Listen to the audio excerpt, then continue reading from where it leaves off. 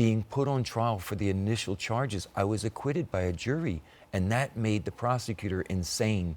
They went after me with the death penalty and gave me a 3-day murder trial at the age of 20, and I had no chance.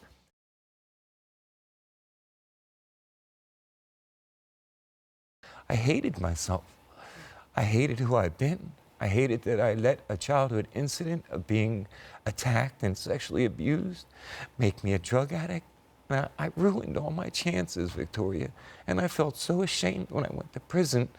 And I felt, God, give me a reason to live. And then the officer took pity on me and let me have some books in a cell that a man committed suicide in. And I began educating myself.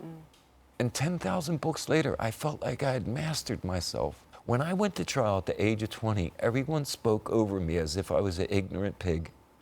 When I was fighting for DNA in 1989, I educated the court on mitochondrial DNA. I was far more advanced in myself than the man who'd sent me to death row.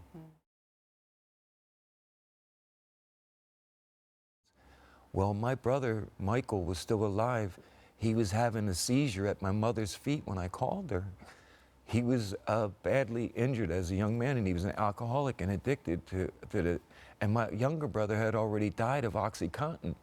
And so my mother said, oh my God, I'm so happy that you can come home, but please, let me just have one of my sons live. The 12 years of my life since release have been harder than all the death row years. Why do you say that? Because it's so hard to be a nice man when you lose so much. Right. And I strive very hard to be a very polite and nice person for a reason. And I do apologize. I'm very sorry. You don't have to apologize. Our audience is very, very, very compassionate. I recognize that I have a purpose. I offer hope and good to the people who struggle in their lives.